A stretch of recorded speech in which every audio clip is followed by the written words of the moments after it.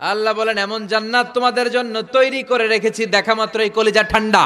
ফালা তা'লামু নাফসুম মা উখফিয়া লাহুম মিন কুররাতি আ'য়ুন জাযাআম বিমা কানু ইয়া'মালুন। দুনিয়ার কোনো মানুষ জানে না চক্ষু শীতলকারী কি জান্নাত আমি তৈরি করে রেখেছি।